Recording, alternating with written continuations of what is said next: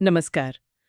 आज हम कुछ ऐसे स्रोतों पर गहराई से नजर डाल रहे हैं जो नकारात्मक सोच, वो जो एक जाल सा बन जाता है ना दिमाग में, उस पर और उससे निकलने के रास्तों पर बात करते हैं। हाँ बिल्कुल। हम सबने महसूस किए हैं वो आवाजें, वो जो कहती हैं मैं शायद काफी अच्छी नहीं हूँ, या क्या होगा अगर मैं फेल हो गई तो। ये सारे ख्याल मिलके एक तरह का मानसिक कबाड़खाना सा बना देते हैं। सही कह रही हैं। तो आज हमारा इरादा है इन स्रोतों से वो काम की बातें, वो नुस्खे निकालना जो इस कबाड़ को हटाने में कुछ मदद कर सके। बिल्कुल। इन स्रोतों को देखते हुए एक बात बड़ी दिलचस्प लगी मुझे कि हमारा दिमाग जो है वो असल में खतरों को पहचानने के लिए विकसित हुआ है। हाँ, ये इसका डिफॉल्ट मोड है एक तरह से। सोचिए, हजारों साल पहले जो हमारे पूर्वज थे उनके लिए तो ये सर्वाइवल की बात थी। बिल्कुल, जान बचाने के लिए जरूरी था। पर आज के जमाने में वही दिमाग छोटी छोटी बातों को, रोज की चुनौतियों को भी जैसे पता नहीं कितना बड़ा बना देता है। जिंदगी और मौत का सवाल जैसा। हाँ, ये ओवर रिएक्ट करता है कई बार। लेकिन सबसे जरूरी बात जो इन स्रोतों से निकल कर आती वो ये है कि सिर्फ इसीलिए कि दिमाग में कोई ख्याल आ रहा है वो सच हो, ये जरूरी नहीं। ये पॉइंट बहुत ही महत्वपूर्ण है। ये जो नकारात्मक विचार होते हैं ना, ये अक्सर कोई भविष्यवाणी नहीं होते या कोई बहुत गहरी सच्चाई भी नहीं। अच्छा, तो फिर क्या है ये? ज्यादातर मामलों में ये बस हमारे सोचने के तरीके बन जाते हैं, मतलब मानसिक आदतें। आदतें जैसे? हाँ बिल्कुल, वैसे ही जैसे कोई रोज की शारीरिक आदत होती है ना, वैसे ही ये सोचने के पैटर्न बन जाते हैं। और अच्छी बात यह है कि आदतें बदली जा सकती हैं। हाँ, ये तो उम्मीद की बात है। ये कोई पत्थर की लकीर नहीं है, सिर्फ रास्ते हैं जिन्हें बदला जा सकता है। तो फिर सवाल यही है कि इन आदतों को बदलें कैसे? स्रोत कई अच्छे तरीके सुझाते हैं। एक तरीका तो मुझे बड़ा ही अनोखा सा लगा। कौन सा?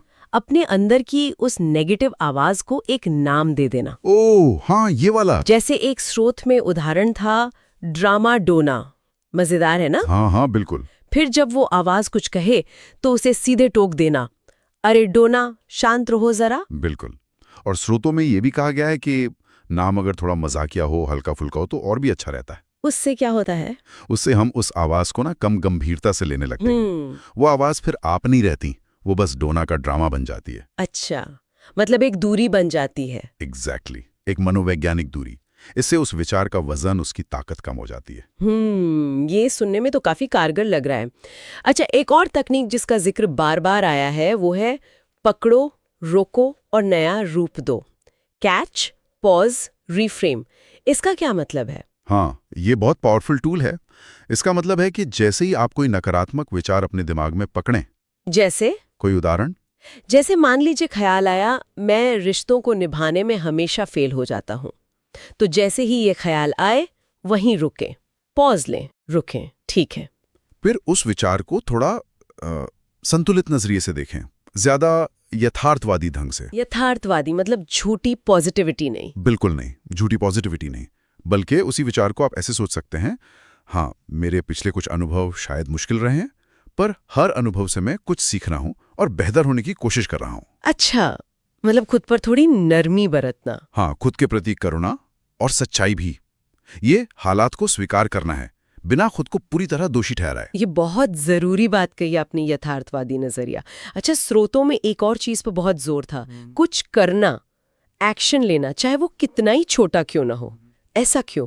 क्योंकि देखिए, नकारात्मक सोच अक्सर हमें एक जगह रोक देती है, हम निष्क्रिय हो जाते हैं। हाँ, कुछ करने का मन ही नहीं करता। और फिर वो निष्क्रियता और ज्यादा नकारात्मक सोच को जन्म देती है। ये एक साइकिल बन जाता है। स्रोत कहते हैं कि कोई भी छोटी सी क्रिया, कोई भी एक्शन इस साइकिल को तोड़ सकता है। छोटी सी क्रिया मतलब? बहुत छोटी भी चलेगी। हाँ। जैसे बस उठकर एक गिलास पानी पी लेना, या अपनी मेज का सिर्फ एक कोना साफ कर देना, या मान लीजिए सिर्फ 5 मिनट के लिए बाहर टहल लेना। अच्छा। एक स्रोत में खासतौर पर फिजिकल एक्टिविटी की बात थी, चाहे वो बहुत हल्की ही क्यों ना हो। इससे होता क्या है असल में? ये छोटी क्रिया है ना, हमारे दिमाग का फोकस बदलती हैं। हाँ। हमें वो जो फंसा हुआ महसूस होता है ना, उससे बाहर निकालती हैं। कभी कभी सिर्फ हरकत में आना, मोशन में आना ही हमारी भावनाओं को बदलने के लिए काफी होता है। गति सोच पर हावी हो सकती है। बिल्कुल, मोमेंटम बन जाता है। तो अगर हम इन सभी स्रोतों से मिली जानकारी को समेटें तो सबसे मुख्य सबक क्या निकलता है? शायद यही कि हमारे विचार हमेशा सच नहीं होते। हाँ, और वे अक्सर हमारी पुरानी आदतें होती हैं, जिन्हें पहचाना जा सकता है और बदला भी जा सकता है। सही, असली ताकत हमारे पास है।